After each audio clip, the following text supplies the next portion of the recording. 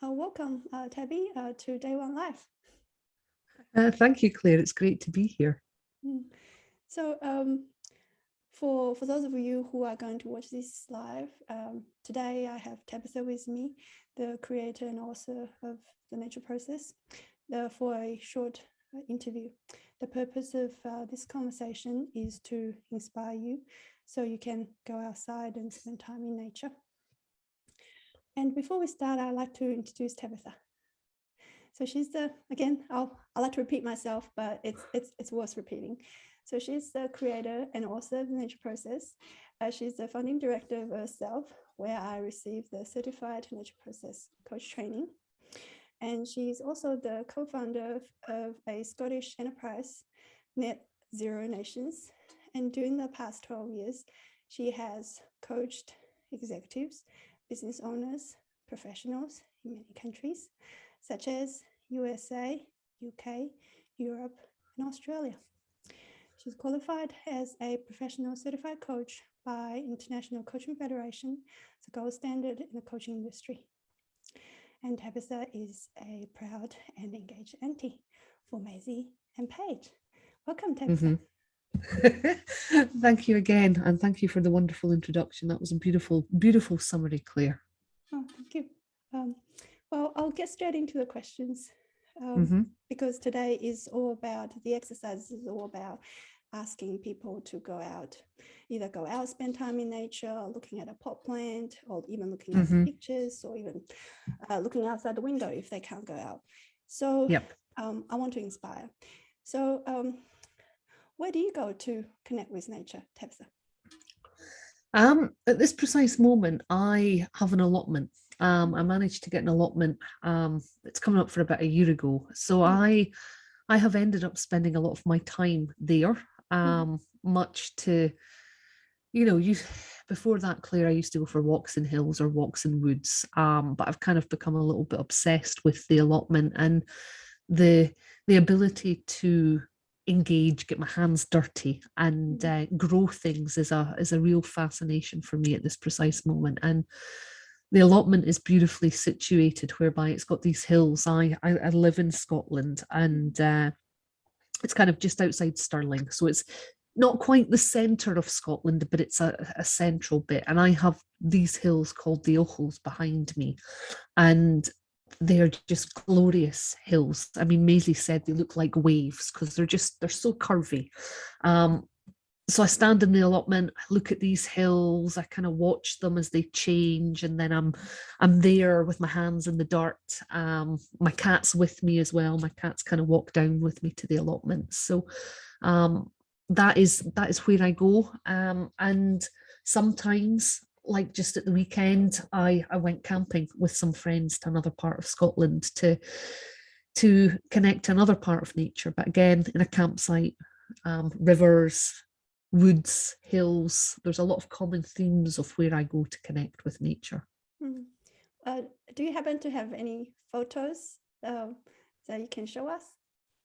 I do, but I should also mention that I also make sure that I connect with nature while I'm inside my house as well. So before I show you the photos, if you can see here, this is literally everything that I am growing, getting ready to plant in the allotment. Then I've got a plant there, and I think if I move it around, you can see I've got 5 plants over there, and then I've got a couple of plants here as well. So I like to make sure that I'm not just going outside, and it's about having nature inside as well. So that's kind of a tour of my environment, and then I'm going to see if I can hold this up to the camera to show you the allotment. Can you see that? Yeah, I can. To me it looks like almost like a community garden or something like that. Yes, so that's a good way to describe it, because allotment is actually a British word, and I know that people in the States call it a community garden. So it is a place where there's probably about 15 to 20 of these gardens, and it is a community, and people are coming together with their own little plot of land to grow stuff, and that's my bit of land that I've been working on. about the hills, the rivers when you went camping? Do you have any pictures of those? Ooh, yes, I do. I stopped to take a few pictures because what I like when I go and spend time connecting with nature. Now, if you look at this, let's see if we can bring this one up. Yeah. This is, well, it's an open pasture with some hills, but the big mountain kind of like just at the back of it there, Claire, yeah, is known as Schiehallion. And this is actually the centre of Scotland, this hill. So we went further up north. This is the centre point of Scotland, and there's a lot of history and mythology about it because the indigenous people of Scotland used to call this the sacred hill of the Caledonian kings. So I'm still discovering the myths and the legends of this part of Scotland because this is the first time that I've been. And then let me see if there's anything else. This is where we found, if you can see this, this was really long here and quite deep, so we ended up going swimming. It was absolutely freezing with the water coming down from the hills, but it was just a glorious gorge. So hill, steep cliffs on either side into the river, and that's just a few of those pictures. So yeah. Okay, I want to go into a little bit of depth here. So with the allotment, where you probably spend more than half of your time there every day, or when you look at across your everyday life, what do you like about the allotment? So I spend about an hour and a half to 3 hours a day if I'm lucky there, because obviously work commitments. What do I like about the allotment? I like the fact that it gives me space, Claire. I like the fact that it gives me peace. I like the fact that I feel secure there. I like the fact that I can create with the land. The design that's ended up emerging of when I got the allotment, Claire, it was covered in weeds, like up to chest height. And I had to pull them all out. There was a lot of wood chip left in a corner, and I've just spent time kind of walking this bit of land and going, what does it need to be? What does it need to look like? So it gives me a chance, and what I like about it is I'm able to step into a relationship with nature, with earth, and co-create on a very visual, simple level. And I also like that it is a place where, as time goes on, hopefully I can spend with people and have picnics.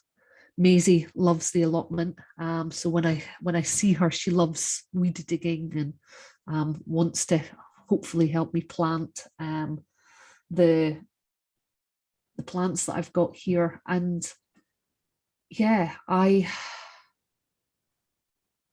it gives me space to be in, space to process, and space to think about what's going on within work, within life, and almost it acts as a mirror and a reflection for what's happening within my life.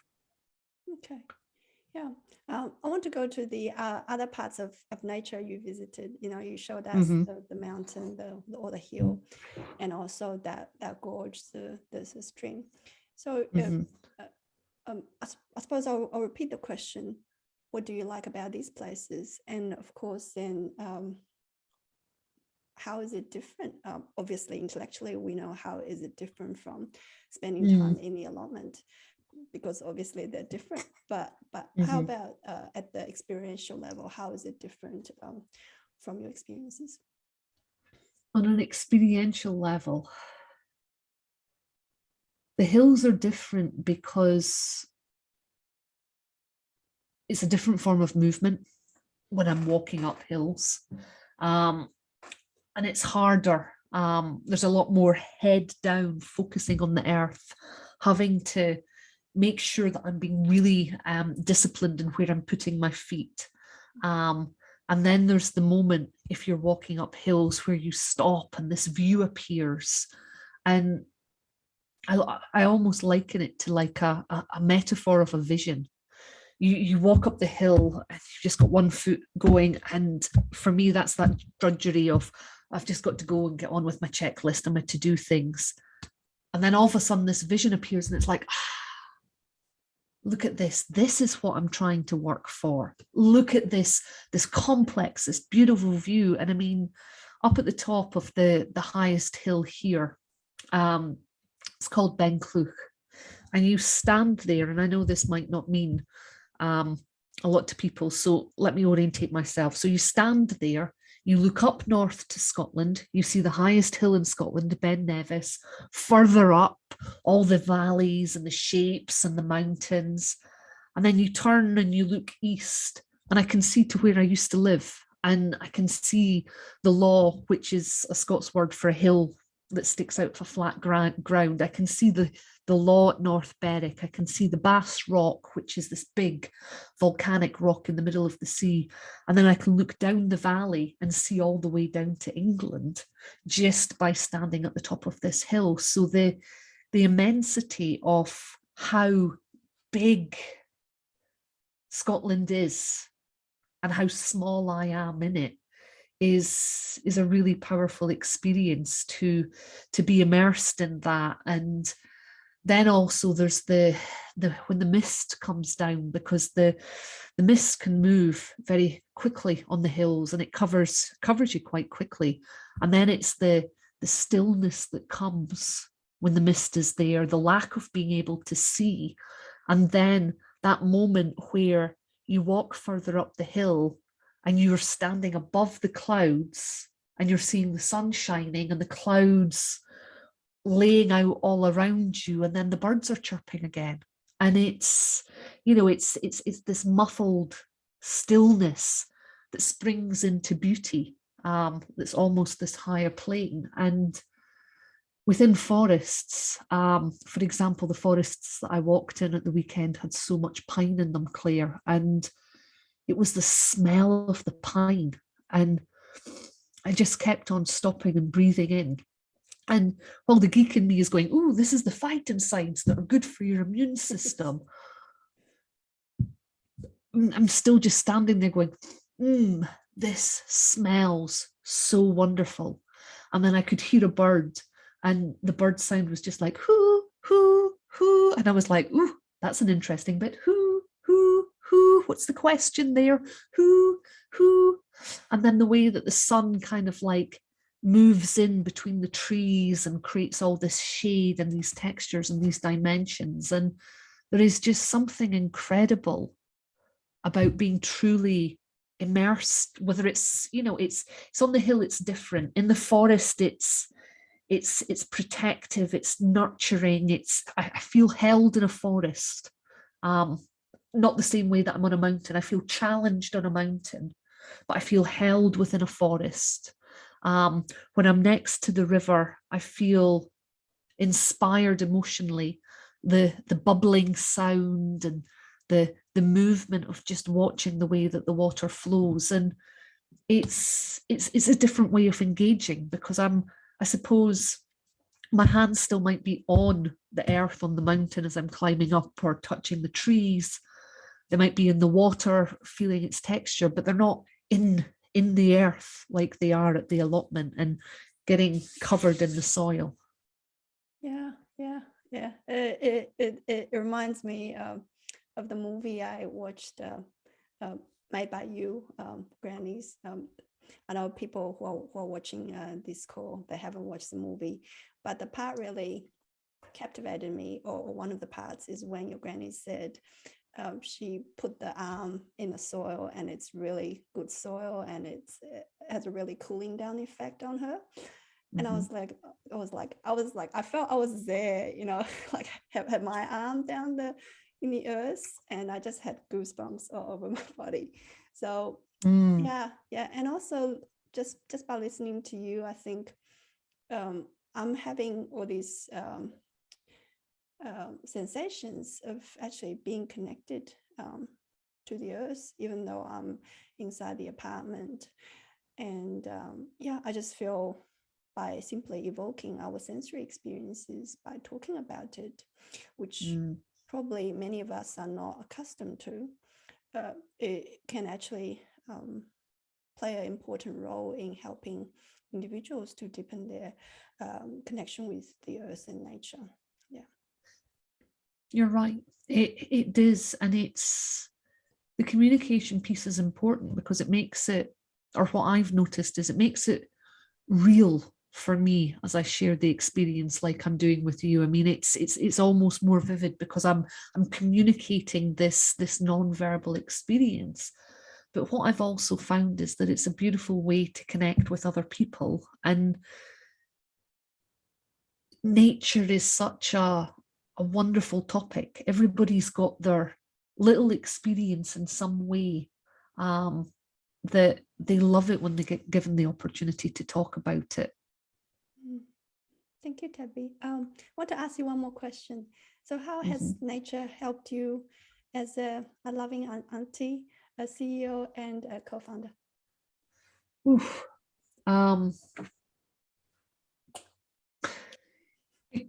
Like, where do I start with that question? If I start with being an auntie, it has helped me have better relationships with my nieces, because we will go and we will have experiences in the natural world, and it's a form of bonding, and things like from swimming in rivers to going on boat rides, going round zoos, going for walks, being at the allotment. I'm even remembering my youngest niece, Maisie, running through a puddle and taking Paige, my eldest niece, across tree branches or fallen trees in the woods to go explore and everything. And it's helped me do things that are healthy and supportive with them. As a CEO and a co-founder, it gives me time out to think and reflect about what's going on within the workplace, and an opportunity to think differently about it, and also as a way to get some insight into some of the challenges that I may be feeling when I'm feeling stuck in the mud, to use the expression. You know, when I feel like I'm going up that hill and I'm tired and I'm exhausted and I don't know where I'm going, to then having that moment of, right, this is what needs to happen, the insight and the breakthrough. And obviously, with all the work that I do, nature and earth is so intimately intertwined in it that it's given me a way to take something that I love and be able to share it with more people.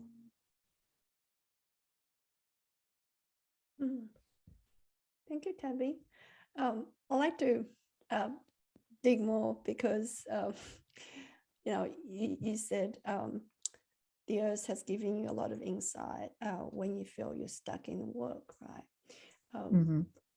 Just wondering, because we still got a few more minutes left, wondering if you're able to elaborate a little bit more, so that people probably haven't grasped it intellectually can maybe feel it a bit more.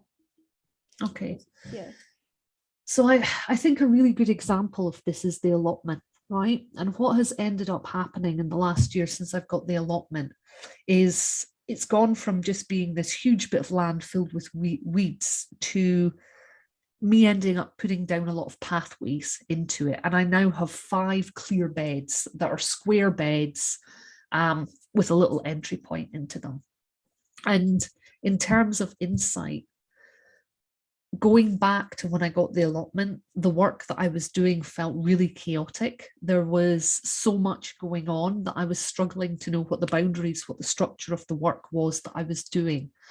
And the more that I have put in the paths into the allotment and looked at the structure, the boundaries, the containers, the more I've been able to take that learning and say, okay, what's the structures, what's the boundaries, what's the containers that I need to be putting in within work so it's not confusing, so that it's not just this one big mess of weeds, but it can actually have something to grow. So I mean, that is probably the most vivid example over the last year that kind of comes to mind, of really having paths and seeing structure come in and go, isn't this interesting? I need structure as well within how I work more effectively. I need structure within the time that I am able to work, to take care of myself, to spend with other people.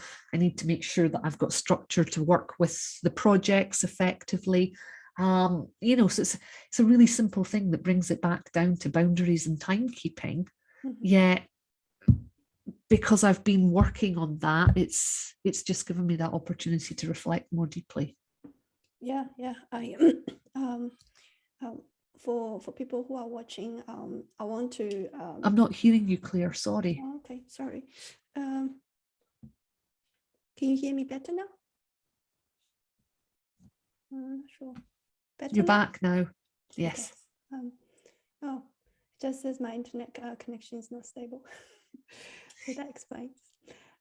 Yeah. So if you haven't spent a lot of time either by going outside or looking at the pot plants, even looking at the pictures, or looking outside the window, I think the point that Tabitha is trying to make here is that all of this, how connection that you can, or the linkage, the other word I was trying to say is that how you see in nature, and then the insight and the reflection you can have in life is not made by thinking about it intellectually. It's by spending time in the allotment, doing the work, and then all of a sudden, when your mind is quietened down, then all of the insight and the useful action will be revealed. That's my experiences anyway. Yeah, and I think that's a powerful bit. It's the geek in me, Claire, almost wants to go and start explaining the science. But what I will say is what you've explained there is the science shows that when we go out into nature, we become relaxed, we become more creative. The part of our mind that is stressed, that is worried, quietens down or switches off, and we can hear our own inner voice more clearly, that brings forth the clarity that we need. And that, I think, is the whole essence for me of the nature process, and why everybody should be spending time connecting to nature, to help them become healthy parents and healthy kids, and with healthy kids. Yeah. Well, thank you so much, Tabby. We're almost on time. Brilliant. Yeah. I want to thank you again for today's conversation. I think the highlight for me was really looking at the pictures of the allotment, the hills, and also the gorge and the stream. Just makes me feel like, oh, there's a sense of connection even by looking at the pictures. And then also when you talk about your nature connection experiences, and again, those sensory experiences, even just by talking about it, because when we connect with nature, a lot of it is just silent in our head. But when we talk about it, in the course of filming this challenge, I actually feel that when I talk about it, my sense of connection with the earth and nature actually deepens within a shorter period of time. So I was actually quite surprised by that little technique. Just talk about it. And lastly, thank you again for using an example of how you worked in the allotment, how that has helped you put in the boundaries and structures in your work. When spending time in the allotment has quietened down your busy mind, and then you allowed all the insight and useful action to come in. Thank you, Claire. And I've just written something down there. Talk about what you love. as an important reminder for me, and hopefully for other people on the challenge as well. Thank you so much, Tabi. Thank you. Bye-bye.